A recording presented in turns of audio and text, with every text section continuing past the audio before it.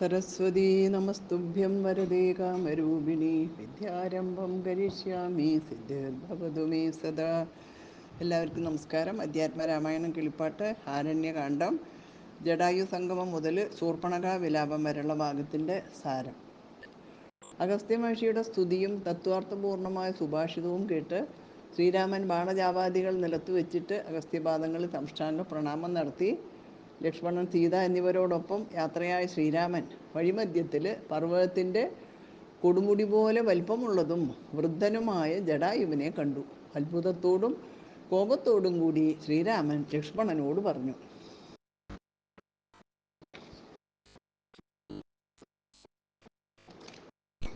മുനിമക്ഷകനായ ഒരു ഭയങ്കര രാക്ഷസൻ ഇവിടെ കിടക്കുന്നു, നീ കണ്ടില്ലേ? വില്ലിങ് തരൂ, നീ പേടിക്കേണ്ട, ഞാൻ തന്നെ ഒട്ടും വൈകാതെ ഇവനെ കൊല്ലാം.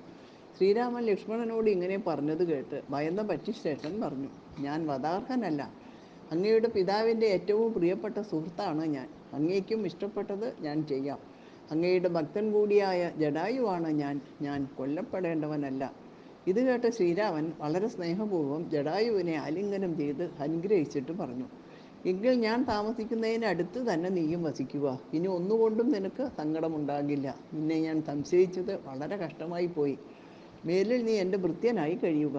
ഇപ്രകാരം പറഞ്ഞിട്ട് ശ്രീരാമനും ലക്ഷ്മണനും സീതയും പഞ്ചവടിയിൽ പ്രവേശിച്ചു. അവിടെ ലക്ഷ്മണൻ അതിമനോഹരമായൊരു പർണശാലയും പുഷ്പങ്ങൾ കൊണ്ട് കിടക്കയും ഉണ്ടാക്കി. ഉത്തമയായ ഗംഗാനദിയുടെ വടക്കേ തീരത്ത് ജാനകീദേവിയോടുകൂടി ശ്രീരാമൻ താമസിച്ചു. വാഴ, പ്ലാവ്, മാവ് മുതലായ പല വൃക്ഷങ്ങളാൽ ചുറ്റപ്പെട്ടതും ജനശല്യം ഇല്ലാത്തതും നിരുപദ്രവവുമായ വനപ്രദേശത്ത് അയോധ്യയിൽ എന്നതുപോലെ ശ്രീരാമൻ സീതാദേവിയെ വിനോദിപ്പിച്ചുകൊണ്ട് വസിച്ചു. ലക്ഷ്മണൻ പല ഫലമൂലാദികളും സസന്തോഷം ശേഖരിച്ചു കൊണ്ടുവന്ന് നിത്യവും അവർക്ക് കൊടുക്കും. രാത്രികാലത്ത് ഉറങ്ങാതെ അമ്പും വില്ലും ധരിച്ച് അവരുടെ സുരക്ഷയ്ക്ക് വേണ്ടി ഭക്തിയോടുകൂടി കാവൽ നിൽക്കും. പ്രഭാതത്തിൽ സീതയെ മധ്യത്ത് നിർത്തി മൂവരും കൂടി ഗൗതമി നദിയിൽ പോയി കുളിച്ച് അർഘ്യം നൽകും. മടങ്ങുമ്പോൾ ലക്ഷ്മണൻ വെള്ളം കൂടി എടുത്തുകൊള്ളും. അവർ ഇപ്രകാരം സന്തോഷപൂർവ്വം അവിടെ കഴിഞ്ഞു. ഒരു ദിവസം ഏകാന്തത്തിൽ ലക്ഷ്മണൻ ശ്രീരാമൻ്റെ പാദം വണങ്ങി വിനയപൂർവ്വം ഇങ്ങനെ പറഞ്ഞു: ഭഗവാനെ, എൻ്റെ അജ്ഞാനം നീങ്ങത്തക്ക വിധം എനിക്ക് മുക്തിമാർഗം ഉപദേശിച്ചു തരണം.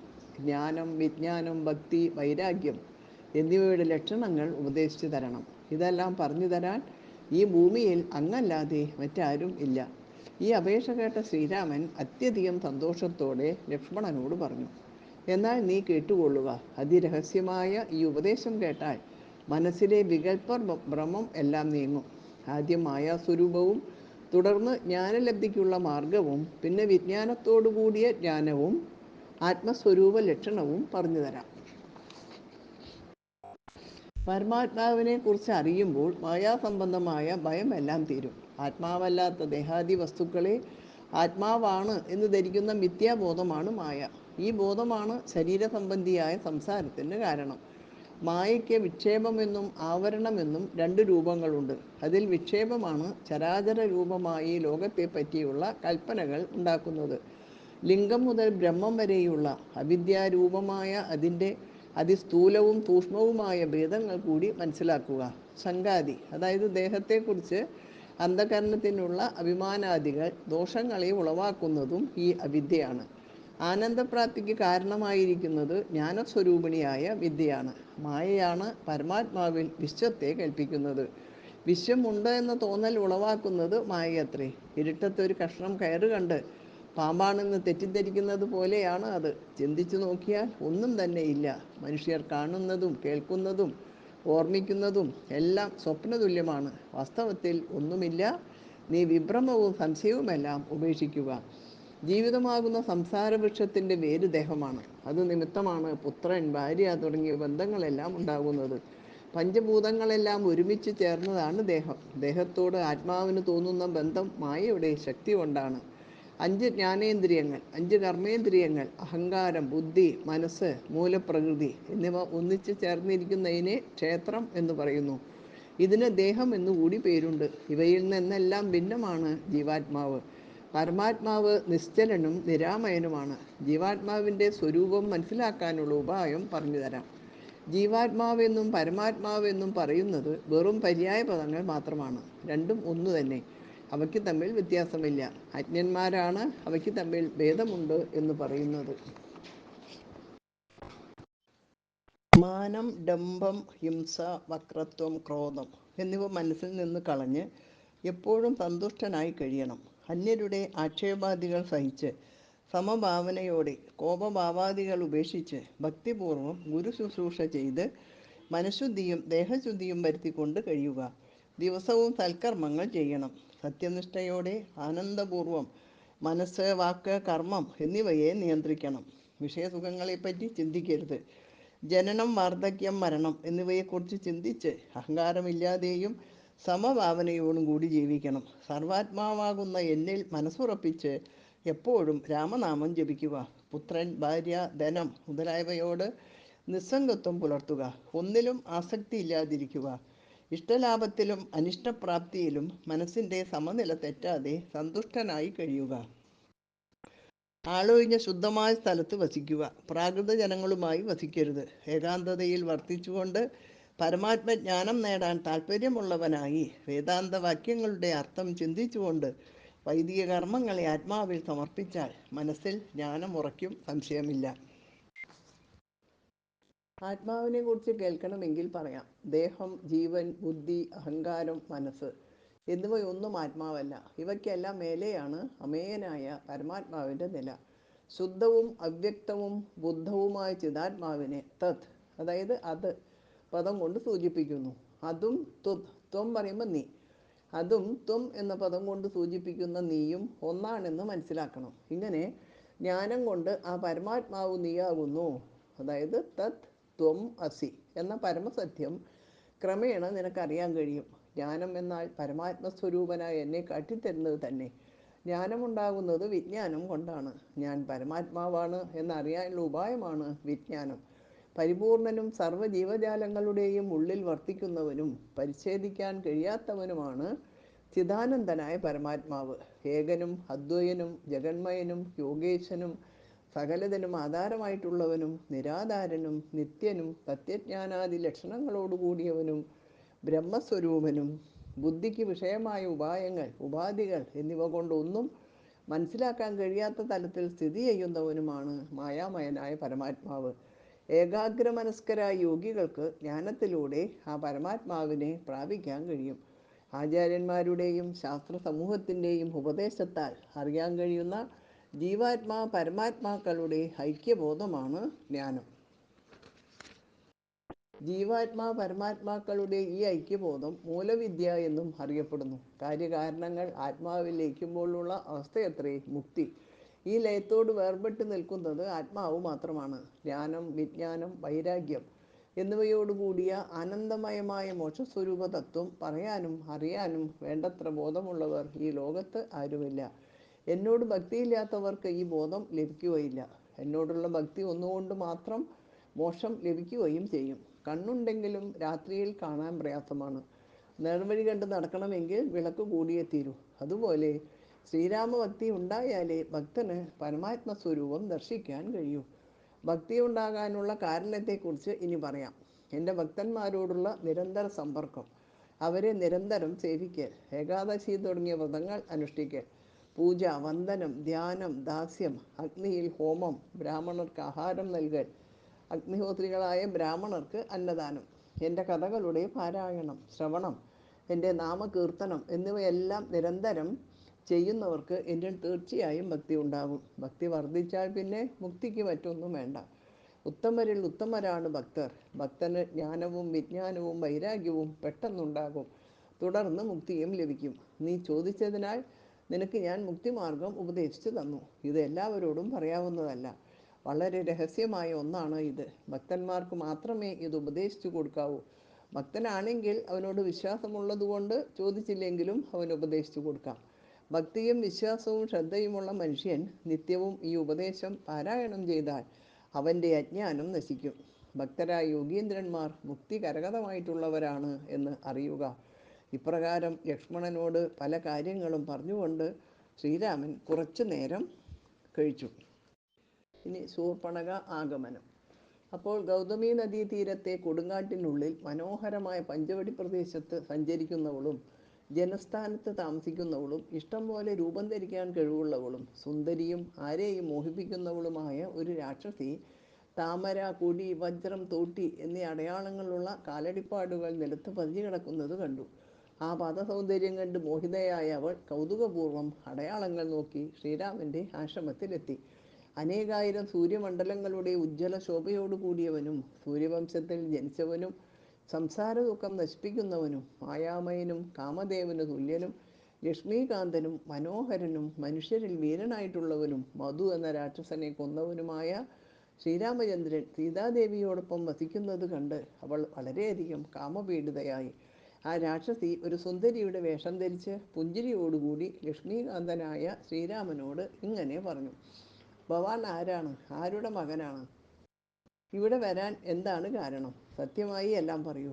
ജടയും വരവൂരിയും ധരിച്ച് താപസവേഷം സ്വീകരിച്ചിരിക്കുന്നത് എന്തിനാണ്? ഞാൻ ആരാണ് എന്നുള്ള പരമാർത്ഥം നേരത്തെ പറയാം. ഇല്ലെങ്കിൽ നീ അതെല്ലാം പിന്നീട് എന്നോട് ചോദിക്കും. ഞാൻ രാക്ഷസ രാജാവായ രാവണൻ്റെ സഹോദരിയാണ്. കാമരൂപിണി പറയുമ്പോൾ ഇഷ്ടമുള്ള രൂപം ധരിക്കാൻ കഴിയുന്നവൾ എന്നാണ് അർത്ഥം. എൻ്റെ പേര് ശൂർപ്പണഖ എന്നാണ്. കരൻ, ദൂഷണൻ, തൃശിരസ് എന്നീ സഹോദരന്മാരുടെ അടുക്കൽ ജനസ്ഥാനത്താണ് ഞാൻ താമസിക്കുന്നത്. നീ ആരാണ് എന്ന് എനിക്ക് അറിഞ്ഞുകൂടാ. ദയാനിധി, എന്നോട് പരമാർത്ഥം പറയണം. ശ്രീരാമൻ പറഞ്ഞു: അല്ലയോ സുന്ദരി, കേട്ടുകൊള്ളുക. അയോധ്യയിലെ രാജാവായ ദശരഥൻ്റെ മകനാണ് ഞാൻ. എൻ്റെ പേര് രാമൻ എന്നാണ്. ഇതെൻ്റെ ഭാര്യ സീത. ഇവൾ ജനക മഹാരാജാവിൻ്റെ മകളാണ്.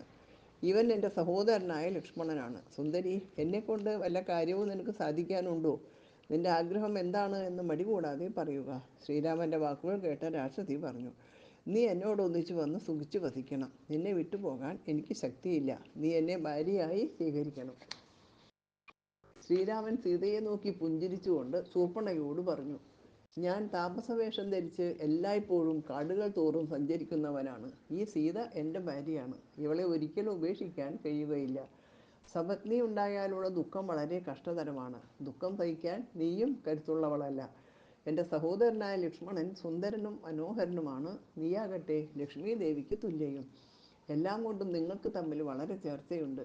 അവന് നിന്നോട് വളരെ സ്നേഹവും തോന്നും. സൽസ്വഭാവിയായ അവൻ നിനക്ക് തികച്ചും അനുരൂപനായിരിക്കും. നീ താമസിയാതെ അവനെ സമീപിച്ച് എല്ലാം പറയുക. ഇത് കേട്ട ശൂർപ്പണഖ ലക്ഷ്മണൻ്റെ സമീപത്ത് ചെന്ന് തൻ്റെ ഭർത്താവാകണം എന്ന് അപേക്ഷിച്ചു. അത് കേട്ട് ചിരിച്ചുകൊണ്ട് ലക്ഷ്മണൻ പറഞ്ഞു: എൻ്റെ പരമാർത്ഥം ഞാൻ നിന്നോട് പറയാം. രാജാവായ ശ്രീരാമൻ്റെ ദാസനാണ് ഞാൻ. ശ്രേഷ്ഠയായി നീ വെറും ദാസിയായി കഴിയേണ്ടവളല്ല. നീ ചെന്ന് സർവേശ്വരനായ ശ്രീരാമനോട് നിന്റെ കുലം, ശീലം, ആചാരം മുതലായവ എല്ലാം പറയൂ. ശ്രീരാമൻ നിന്നെ സ്വീകരിച്ചേക്കും. ലക്ഷ്മണൻ പറഞ്ഞത് കേട്ട് ശൂർപ്പണഖ വീണ്ടും ശ്രീരാമൻ്റെ അടുത്തെത്തി ഇങ്ങനെ അപേക്ഷിച്ചു: നീ എന്നെ പരിഗ്രഹിക്കുന്നത് നല്ലതാണ്. അതുകൊണ്ട് നിനക്ക് ഒരു ദുഃഖവും ഉണ്ടാകുകയില്ല. രാജാവേ, പർവ്വതങ്ങൾ, കാടുകൾ, ഗ്രാമങ്ങൾ, നാടുകൾ എന്നിവിടങ്ങളിലെല്ലാം എന്നോടൊപ്പം സഞ്ചരിച്ച് എല്ലാ സുഖങ്ങളും നമുക്ക് ഒരുമിച്ച് അനുഭവിക്കാം. ഇങ്ങനെ അവൾ പറഞ്ഞതിന് ഉത്തരമായി ശ്രീരാമൻ മറുപടി പറഞ്ഞു: ഒരു പുരുഷനെ ശുശ്രൂഷിക്കാൻ ഒരു സ്ത്രീ വേണം. എനിക്ക് സീത ഉണ്ടെന്ന് സൂചന. അതിനൊരു സ്ത്രീയെ അവന് ആവശ്യമുണ്ട്. അതിനാരുണ്ടെന്ന് അന്വേഷിച്ചു കൊണ്ടിരിക്കുമ്പോഴാണ് ഇപ്പോൾ നിന്നെ കണ്ടുമുട്ടിയത്. നാം ആഗ്രഹിക്കുന്നത് ദൈവം നമുക്ക് നൽകും. ഇനി നിന്നെ അവൻ സ്വീകരിക്കും, ഒരു സംശയവുമില്ല. ഇനി സമയം കളയാതെ വേഗം നീ അവൻ്റെ അടുക്കൽ ചെല്ലുക. അവൻ നിന്നെ ഉടനെ സ്വീകരിക്കും. ശ്രീരാമൻ പറഞ്ഞതനുസരിച്ച് ശൂർപ്പണഖ മനോദുഃഖത്തോടെ ലക്ഷ്മണൻ്റെ സമീപത്തെത്തി. വീണ്ടും അപേക്ഷിച്ചപ്പോൾ ലക്ഷ്മണൻ ഇപ്രകാരം പറഞ്ഞു: നീ ഇങ്ങനെയൊന്നും വെറുതെ എന്നോട് പറയരുത്. എനിക്ക് നിന്നിലൊരാഗ്രഹവുമില്ല. നീ പോയി രാജാവായ ശ്രീരാമനോട് പറയൂ. അത് കേട്ടുകൊണ്ട് അവൾ വീണ്ടും ശ്രീരാമൻ്റെ അടുത്തെത്തി ആശാപൂർവം കേണപേക്ഷിച്ചു. അതും നിഷ്ഫലമായി. തുടർന്ന് കാമാധിക്യം, ആശാഭംഗം, കോപം, പ്രേമം, ആലസ്യം എന്നിവയാൽ പ്രതികാരദാഹിയായ അവൾ തൻ്റെ മായാരൂപം ഉപേക്ഷിച്ച് അഞ്ജനപർവ്വതം പോലെ ഭീമാകാരമായ രൂപം കൈക്കൊണ്ടു. കോപം കൊണ്ട് വിറച്ച് ദംഷ്ട്രങ്ങൾ പുറത്തു കാട്ടിക്കൊണ്ട് അവൾ സീതയോടടുത്തപ്പോൾ സംഭ്രമത്തോടെ ശ്രീരാമൻ അവളെ തടുക്കുന്നതിനിടയിൽ ലക്ഷ്മണൻ പെട്ടെന്ന് വാളുമായി പാഞ്ഞെത്തി അവളുടെ മൂക്കും മുലയും വെട്ടി വീഴ്ത്തി. ശൂർപ്പണഖയുടെ അലർച്ചയും കരച്ചിലും കൊണ്ടുണ്ടായ ശബ്ദം ലോകമെമ്പാടും മാറ്റൊലികൊണ്ടു. നീലപർവ്വതത്തിൻ്റെ മുകളിൽ നിന്നും 4-5 ഭാഗത്തുകൂടി കുതിച്ചൊഴുകുന്ന അരുവികളെപ്പോലെ ചോര ഒൽപ്പിച്ചുകൊണ്ട് കാളരാത്രിയെപ്പോലെ ഭയങ്കരിയായ രാക്ഷസി അതിവേഗത്തിൽ നടന്നുപോയി. ഇനിയിപ്പോൾ രാവണൻ്റെ വരവുണ്ടാകും എന്ന് ശ്രീരാമൻ പറഞ്ഞു. ഇനി കരപഥം. രാക്ഷസനായകനായ കരൻ്റെ മുമ്പിൽ ചിറകറ്റ പർവ്വതം പോലെ ശൂർപ്പണഖ ചെന്നു വീണു. കരഞ്ഞുകൊണ്ട് തൻ്റെ മുമ്പിൽ വന്നു വീണ സഹോദരിയെ നോക്കി കരൺ പറഞ്ഞു, നിന്നെ ഇങ്ങനെ വികൃതയാക്കി മരണത്തിൻ്റെ വാതിൽക്കൽ എത്തി നിൽക്കുന്ന അവൻ ആരാണ്? വേഗം പറയൂ.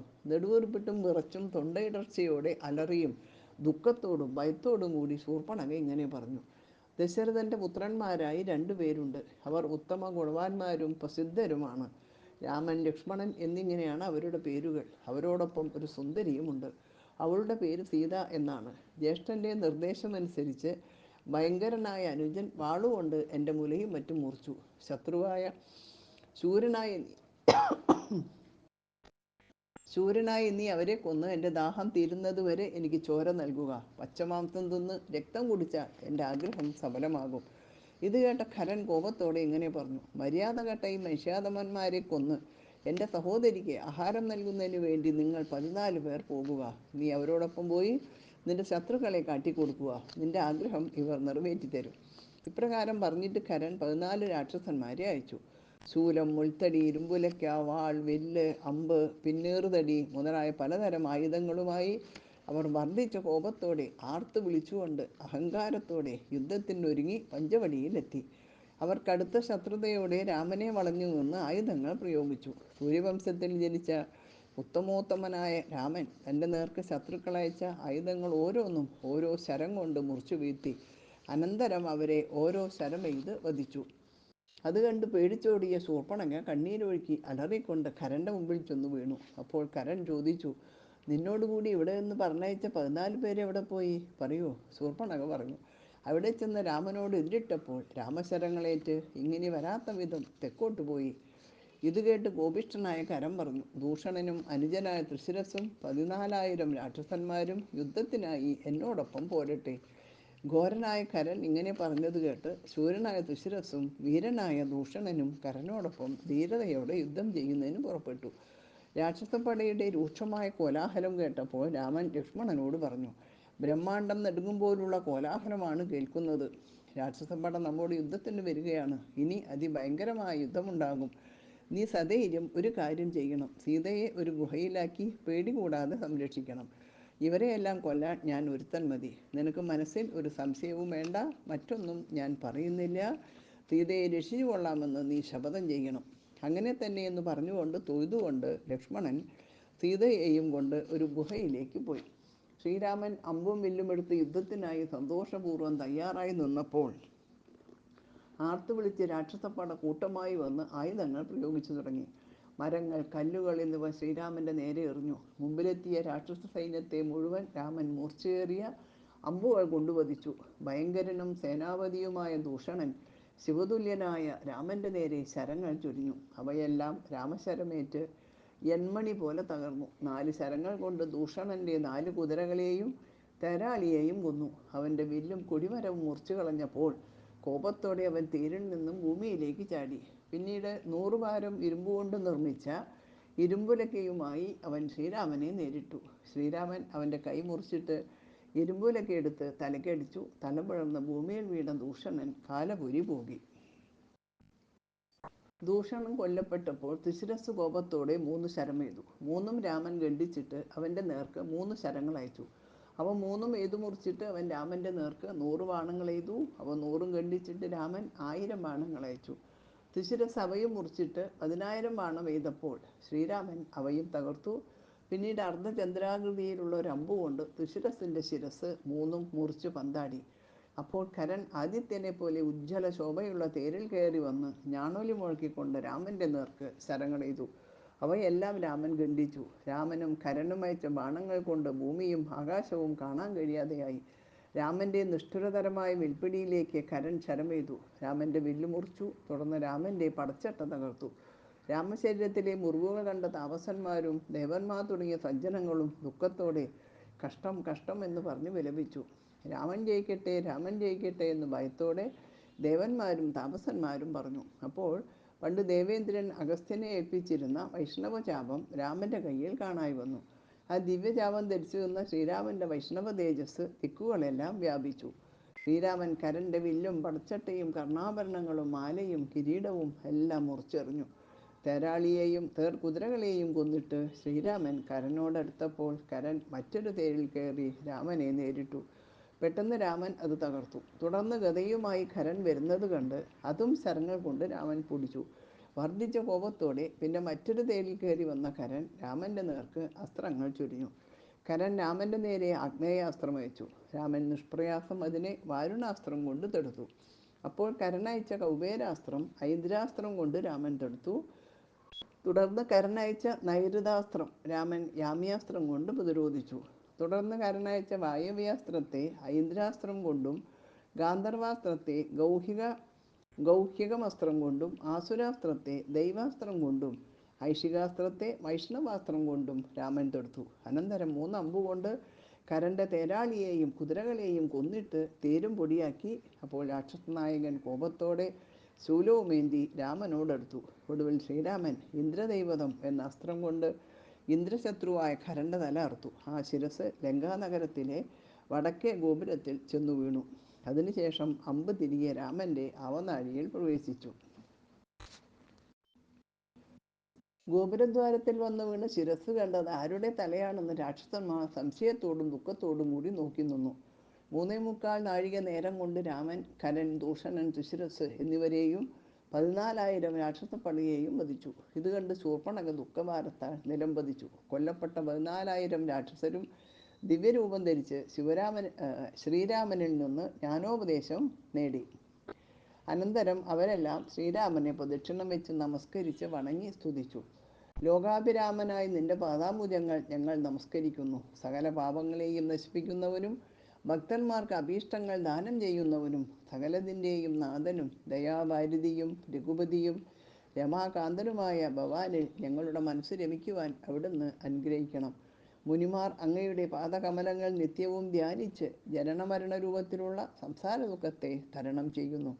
മുമ്പ് ഞങ്ങൾ തപസ് ചെയ്ത് സന്തോഷിപ്പിച്ച് ശിവനെ പ്രത്യക്ഷനാക്കി ഭേദബുദ്ധി കൊണ്ടുണ്ടാകുന്ന വിഭ്രമം തീർത്ത് സംസാരമാകുന്ന വൃക്ഷത്തിൻ്റെ വേരറുത്ത് ഞങ്ങളെ രക്ഷിക്കണമെന്ന് അന്ന് മഹാദേവനോട് പ്രാർത്ഥിച്ചു. അപ്പോൾ അദ്ദേഹം അരുളി ചെയ്തു, നിങ്ങൾ രാക്ഷസന്മാരായി ഭൂമിയിൽ ജനിക്കണം. ഭൂമിയിൽ രാമനായി ഞാനും അവതരിക്കും. രാക്ഷസരൂപികളായ നിങ്ങളെ കൊന്ന് രാമൻ നിങ്ങൾക്ക് മോക്ഷം നൽകും. അതിനാൽ രഘുപതിയായി അവതരിച്ചിരിക്കുന്നത് സാക്ഷാൽ മഹാദേവൻ തന്നെ. നാഥ, ആനന്ദസ്വരൂപനായ അങ്ങ് ജ്ഞാനോപദേശം ചെയ്ത് ഞങ്ങൾക്ക് മോക്ഷം നൽകണം. അവരുടെ അപേക്ഷ കേട്ട് സസന്തോഷം പുഞ്ചിരിയോടെ ശ്രീരാമൻ ഇങ്ങനെ പറഞ്ഞു. ശരീരം, ഇന്ദ്രിയങ്ങൾ, മനസ്സ്, പ്രാണൻ, ബുദ്ധി, അഹങ്കാരം തുടങ്ങിയവയ്ക്കെല്ലാം സാക്ഷിയായി നിൽക്കുന്നത് പരമാത്മാവാണ്. ജാഗ്രത്, സ്വപ്നം, സുഷുപ്തി എന്നീ അവസ്ഥകൾക്ക് ഉപരി സാക്ഷിയായി വർത്തിക്കുന്ന പരബ്രഹ്മം ഏകവും സച്ചിദാനന്ദ സ്വരൂപവും അത്രേ. ബാല്യം, കൗമാരം തുടങ്ങിയ അവസ്ഥകൾ വരികയും പോകുന്നവയുമാണ്, സ്ഥിരങ്ങളല്ല. പ്രഭാതം, മധ്യാഹ്നം, രാത്രി മുതലായ കാലഭേദങ്ങൾക്കും മീതെ നിൽക്കുന്നത് ആനന്ദാത്മകനായ പരമാത്മാവ് തന്നെ. അതിനെ ധ്യാനിക്കുന്നവർക്ക് മോക്ഷം ലഭിക്കും.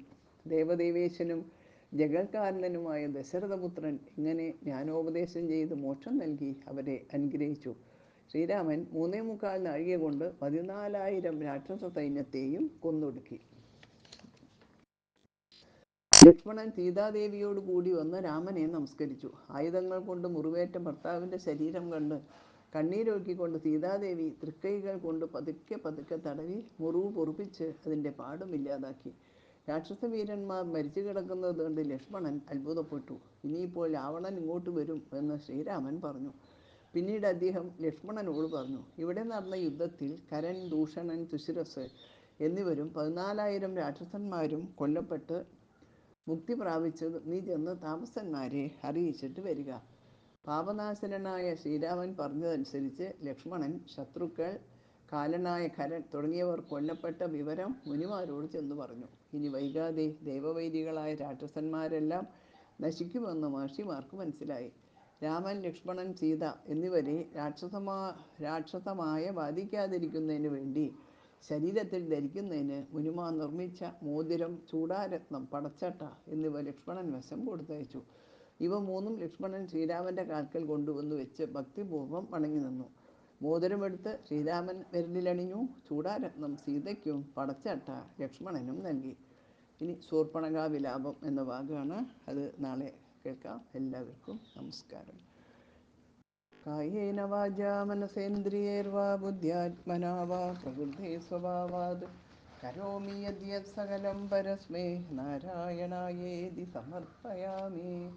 ഹരി ഓം തത്സദ്.